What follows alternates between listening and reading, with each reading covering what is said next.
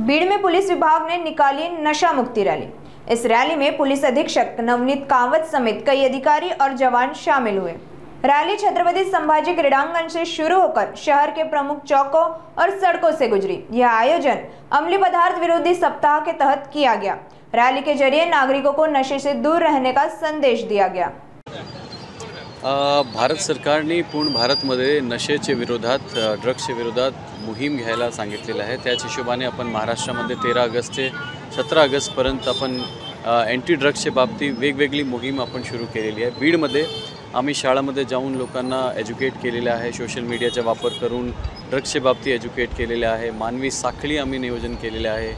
वेगवेगळी रॅलीज आम्ही नियोजन केलेले आहे। त्याचाच भाग आहे आमची आजची बाईक रॅली होती। त्यामध्ये पूर्ण पोलीस एक बीडकरांना एक मेसेज देण्यासाठी आम्ही रॅलीचे आयोजन केला होता की आपल्याला आता ड्रग्सला नको म्हणायचे आहे आणि सगळे लोकांना एकत्रित येऊन आपल्याला बीडला ड्रग्स फ्री करायचे आहे।